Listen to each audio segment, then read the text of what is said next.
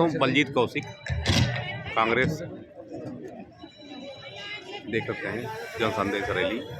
और आदरणीय हमारे जन जन की प्रिय और हमारे राष्ट्रीय नेता, पूर्व केंद्रीय मंत्री और हरियाणा प्रदेश कांग्रेस कमेटी की पूर्व अध्यक्ष बहन कुमारी शैलजा जी और हमारे बहुत ही जुझारू हरियाणा प्रदेश कांग्रेस कमेटी के कार्यकारी अध्यक्ष रामकिशन गुर्जर जी, हमारी बहन शैली चौधरी जी, बहुत ही विधायक जुझारू विधायक हैं, और हमारे अन्य भाग से आए हुए सभी नेतागण और मेरे प्यारे भाइयों और प्यारी बहनों, मैं आपका तहे दिल से स्वागत करता हूं।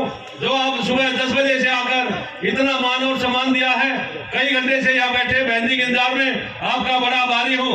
आपने पता है पूरे हरियाणा में आज तराई मची हुई है, पूरा हरियाणा में सभी बहन भाई सभी परेशान हैं। आपने देखा है महंगाई चरम सीमा पर है और भाजपा सरकार में हर इंसान दुखी है, चाहे किसान हो, क्या मजदूर हो, क्या व्यापारी हो, क्या माता बहनों हो। आज कितने आपकी कांग्रेस के राज में देखा है 400 रुपए 11 रुपए का सिलेंडर होता था, आज 1100 रुपए करीब सिलेंडर बिक रहा है। आज मिट्टी का तेल और पेट्रोल डीजल के रेट आपने देखे होंगे। आज फैजाबाद में स्मार्ट सिटी के नाम पर जनता के साथ एक छलावा किया जा रहा है, जो जेएनआरयू के नाम से स्मार्ट सिटी बनाने का जो भाजपा सरकार ने फैजाबाद में काम किया, आज हमारी फैजाबाद की जनता अपने आप को ठगा महसूस कर रही है। आपने पता है फैजाबाद विधानसभा क्षेत्र में 2009 से 14 तक आपके भाई आपके लाडले आनंद कौशिक जी विधायक रहे और हजारों करोड़ रुपए का कार्य करने का काम किया। आज आप देख रहे हैं सैकड़ों में सीवर बह रहे हैं, हर एक जगह कूड़े के ढेर पड़े हैं और रोड टूटे पड़े हैं, खड्डे पड़े हैं। आज आपने पता है एमसीएफ में हजारों करोड़ रुपए का घोटाला करने का जो काम किया भाजपा सरकार ने, चाहे रस्सी का घोटाला हो, चाहे शराब का घोटाला हो, सरकार पूरी घोटालों में डूबी हुई है। मैं बहन जी से कहना चाहता हूं, मैं विश्वास दिलाता हूं, बहन जी किसी छोर में भी हरियाणा में अपने भाई को ड्यूटी देना, हमारी बहन और भाई बैठे, मैं विश्वास दिलाता हूं किसी छोर में भी हजारों आदमी आपके नेतृत्व में पहुंचने का काम करेंगे, मैं विश्वास दिलाता हूं आपको। और बहन जी, हम आपके सच्चे सिपाही हैं। कांग्रेस की हरियाणा की बागडोर आपके हाथ में आनी है। सभी जनता ने पता है, किसान को पता है, जो किसान की आवाज उठा रहे हैं, व्यापारी की आवाज उठा रहे हैं। आप जन संदेश यात्रा हिसाब से चालू कर राहुल जी का संदेश, खड़गे जी का संदेश, सोनिया जी का संदेश, प्रियंका गांधी जी का संदेश घर घर में बजाने का जो काम किया है, हम आपके बहुत ही आभारी है। मैं ज्यादा कुछ नहीं बोलते हुए मेरी जनता का और बहन जी कुमारी शैलजा जी का विश्वास दिलाता हूं, आपका भाई 24 घंटे बहन जी दिन हो या रात, आपका भाई आपके साथ, आपके आदेश पर जहां भी किसी हरियाणा में छोर पर बुलाने का काम करोगे, हजारों बहन भाई हमारे साथ आपके साथ कंधे से कंधा खड़े होंगे। धन्यवाद, जय हिंद। देख सकते हैं बलजीत कौशिक को। एक बार जोरदार तालियों के साथ आदरणीय भाई बलजीत कौशिक जी का अभिनंदन, बहुत धन्यवाद। आइए, मैं आपको और उनके बीच बिल्कुल नहीं रहना चाहता, जिनको सुनने के लिए आप कई घंटों से प्रतीक्षा कर रहे हैं। शब्दों की बात करूं तो मेरे शब्द बोले हैं, उनके गुण बहुत अधिक हैं। वो संघर्ष की प्रतिमूर्ति हैं। वो कहीं दलित, शोषित, वंचित, किसान, गरीब, मजदूर के लिए काम तो करती रही, लेकिन उन्होंने कहीं उद्योगपतियों को भी उजाड़ने का काम नहीं किया। भारत को, हरियाणा को एक विकासशील, विकसित हरियाणा, शिक्षित हरियाणा, सुरक्षित हरियाणा बनाने का काम बहन कुमारी शैलजा जी ने किया है।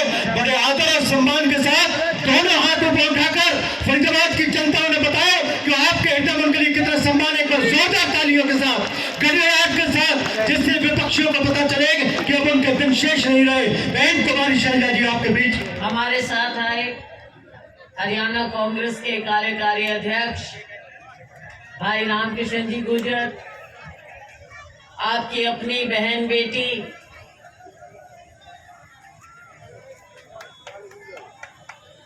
नारायणगढ़ से हमारी विधायक बहन शैली चौधरी जी, हमारे मंच पर बैठे अन्य सभी साथीगण, कांग्रेस पार्टी के मैं कहूं एक स्तंभ, एक सच्चे सिपाही मैं कह सकती हूं बलजीत कौशिक जी, हमारे छोटे भाई।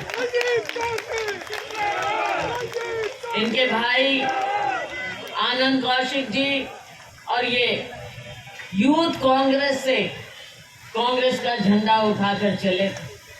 इतने दशक लगाए हैं इन्होंने, एक दिन भी तस से मस नहीं हुए। तिरंगे को उठाकर और गांधी परिवार का नारा जन जन तक ये लोग लेकर गए। मैंने खुद देखा और हमारा छोटा भाई कहें विनोद, छोटा भाई, इसको भी बचपन से मैंने देखा और आज मुझे बहुत खुशी है कि बच्चे भी जब बड़े हो जाते हैं तो देखो बड़ों को तो बहुत गर्व होता ही। तो आज मैं बहुत गौरवान्वित महसूस कर रही हूँ कि हम बलजीत जी और विनोद जी के साथ यहाँ पर खड़े हैं, जिन्होंने इतना शानदार आयोजन किया। मैं जानती हूँ कि बहुत लेट हम आ रहे हैं, मीडिया के साथी हमें जानते हैं, हर जगह हम कम से कम 4-4, 5-5 घंटा लेट हो जाते हैं, तो मैं माफ़ी चाहूँगी। साथ में हमारी बहन सुनीता पागना जी हैं, उनके बेटे हैं, वो भी लगे हुए हैं। यहाँ पर इतनी संख्या में मौजूद मेरी बहुत ही प्यारी बहनें जो सुबह 10 बजे से बैठी, आपकी भी हिम्मत है जो इतना सब्र करके आप यहाँ पर इत्मीनान से बैठे। हमारे साथियों, हमारे बुजुर्गों, मीडिया के हमारे साथियों, फरीदाबाद से विशेष लगाव है हमारा और हमारी बहुत इच्छा रही कि हम जब ये यात्रा निकालें, राहुल जी का, खाड़गे जी का संदेश लेकर जाएं, तो फरीदाबाद में जरूर चलें, क्योंकि फरीदाबाद इस नेहरू गांधी खानदान के साथ शुरू से जुड़ा हुआ है। फरीदाबाद बसाने में नेहरू जी का ही विशेष योगदान था। उन्होंने ये शहर बसाया था। यहाँ के लोगों को इस परिवार के साथ विशेष लगाव। साथियों, ये यात्रा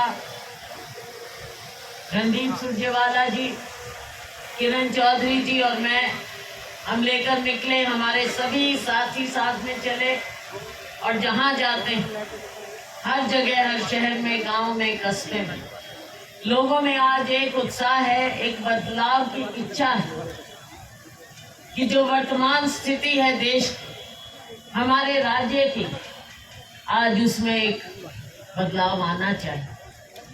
मेरी माताएं बहनें इतनी संख्या में यहाँ पर हैं, इनसे अगर बात करें, जगह जगह हम रुक कर पूछते हैं बहनों से आपकी दुख तकलीफ क्या है, 2 बातें कहती हैं। सबसे बड़ी बात, आज के दिन जो महंगाई ने सबकी कमर तोड़ कर रख दी। बहन से पूछो कि घर कारोबार कैसे चल रहा है, बच्चों की परवरिश कैसे हो रही, घर में आटे दाल का भाव पूछे तो हमारी बहनों को पता है।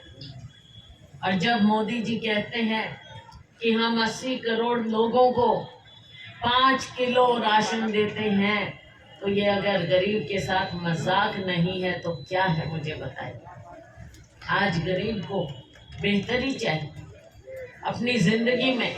जो कहते हैं कि इंडिया नंबर 1 बनेगा, तो वो किसके लिए बनेगा? क्या अडानी अंबानी जैसे लोगों के लिए बनेगा? क्या आपकी जिंदगी बेहतर नहीं होनी चाहिए? क्या आपके बच्चों की जिंदगी बेहतर नहीं होनी चाहिए? क्या हमेशा यही कहा जाए कि हमने इतने लोगों के लिए इतना कर दिया है? क्या आंकड़े बनकर रह जाएंगे आप लोग? आपके बच्चों को स्कूल चाहिए, आपके बच्चों को कॉलेज चाहिए, आपको चाहिए कि आपके बच्चे आगे उनको अच्छा रोजगार मिले ताकि सबकी जिंदगी एक अच्छी जिंदगी बन सके। आज बेरोजगारी इतनी ज्यादा बढ़ गई है, हमारे बच्चे पलायन कर रहे हैं, बच्चों को पता नहीं कहाँ जाए, फैक्ट्रियां बंद हो रही। जिस नगरी में हम खड़े, निजी क्षेत्र, उद्योग, छोटे उद्योग दिन ब दिन बंद होते जाते, कहाँ से मिलेगा रोजगार? सरकारी नौकरियां तो मिलनी नहीं, मेरे मीडिया के साथी यहाँ पर हैं, आप बताइए कितनी परीक्षाएं, कितने पेपर लीक हुए, बार बार घोटाले हुए नौकरियों के नाम पर, पैसे तक पकड़े गए अधिकारियों के यहाँ, लेकिन उन घोटालों का क्या हुआ? किसी को कोई सजा नहीं, बहाल हो गए, कोई नौकरी नहीं। अगर इंटरव्यू के लिए बुला ले तो इंटरव्यू के बाद खारिज कर दिया जाता है, और अगर कहें कि चलो आपको नौकरी मिल जाएगी तो अपॉइंटमेंट लेटर नहीं मिलते, अपॉइंटमेंट लेटर मिले तो कोई ना कोई कोर्ट में चला जाता है, और जब अगर लिस्ट बाहर आती है इतने लोगों को नौकरी मिली तो पता चलता है कि वो बच्चे तो यहाँ के हैं ही नहीं, हमारे बच्चे तो हैं ही। तो साथियों, ऐसा मजाक हो रहा है आज हमारे युवा के साथ, हमारी गृहिणी के साथ, हमारे सभी लोगों के साथ। और आज अगर हम फरीदाबाद की बात करें, हमारे समय में Jawaharlal Nehru national urban renewal mission हुआ, हमने हजारों मकान बनाए, हजारों करोड़ों रुपया हमने फरीदाबाद के लिए, अपने पूरे शहरों के लिए दिया। मोदी जी की सरकार आई, कहा हम स्मार्ट सिटी बनाए, 100 स्मार्ट सिटी देश में चुनी गई, उनमें एक फरीदाबाद था। मुझे बताइए कितने स्मार्ट हो गए हैं यहाँ के, कितनी स्मार्टनेस आ गई। बाहर निकलते हैं, कूड़े के कचरे के ढेर नजर आते हैं। आम नागरिक कैसे जिएगा ऐसे बड़े शहर में? इतना बड़ा शहर कहा जाता है। सीवरेज, जहां देखो पानी ही पानी भरा हुआ है, 2 बूंद पानी अगर गिर जाए, बरसात हो जाए, राम बदल जाए, तो यहाँ तो भरा ही था ग्राउंड। लेकिन जिन सड़कों से हम आए हैं वहां भी गोटे गोटे पानी भरा पड़ा है। क्या ये स्मार्ट सिटी है? किसके लिए है ये स्मार्ट सिटी? हाँ, हाथ हिला रहे थे कोई। स्मार्ट सिटी बताओ, स्मार्ट सिटी है? हाँ गो या ना गो? नहीं है। तो स्मार्ट सिटी ये फिर किसके लिए है? किस कागज में है ये स्मार्ट सिटी? ये बदहाली का कारण क्या है और इस बदहाली के जिम्मेवार कौन? आज ऊपर मोदी जी की सरकार, नीचे भाजपा की सरकार, भाजपा जजपा की सरकार। ये डबल इंजन कहाँ गया? क्या सारे इंजन फेल हो चुके हैं इनके? भारतीय जनता पार्टी बजट आता है, गरीब आदमी के लिए क्या किया? बेरोजगारों के लिए क्या किया? महिलाओं को महंगाई से निजात दिलाने के लिए क्या किया? गैस सिलेंडर जो हमारे समय में 400 रुपए का था, आज 1100 पार कर चुका। चुनाव आया, 200 कम कर दिया, लेकिन उसके साथ साथ उसका वजन भी कम कर रहे हैं। तो बहनों को क्या मिला? गैस सिलेंडर, दाल, सब्जी, कहाँ गई कीमत सबकी? कौन खरीद सकता है आज के दिन? तो ये बातें हैं जो पूछने वाली हैं। फरीदाबाद शहर में हम देख रहे, पूछ रहे थे हमारे मीडिया के साथियों को भी कि कितनी घोषणाएं हुई सरकार द्वारा। पता चला कि सरकार ने तकरीबन 2600 करोड़ रुपए की घोषणाएं फरीदाबाद में की हुई। तो वो पैसे लगे कहाँ हैं? घोटाले पर घोटाले हुए हैं, किसी एजेंसी का आपस में तालमेल नहीं है, तो काम होगा कैसे? ये भी धोखा आप लोगों के साथ होता रहा है। तो साथियों, आगे आने वाले समय में बदलाव चाहिए, गृहिणी को बदलाव चाहिए, बेरोजगार युवा को बदलाव चाहिए, हमारे श्रमिक को बदलाव चाहिए। जो भी यहाँ पर बस रहा है, बेशक पैंट शर्ट पहने घूम रहे हैं, लेकिन आप भी जानते हैं कि महंगाई ने क्या हाल किया है। हर एक को बदलाव चाहिए। हमारा आपसे आग्रह है कि राहुल गांधी जी जो आपका संदेश लेकर आपको न्याय दिलाने के लिए देश में निकले हैं, मणिपुर से लेकर मुंबई तक, आइए हम सब इस यात्रा में राहुल जी का साथ दें, ताकि हर एक नागरिक को आने वाले समय में हम न्याय दिला सके। हरियाणा में 10 की 10 लोकसभा सीट हम कांग्रेस पार्टी को जिताएं, केंद्र में मजबूती लाएं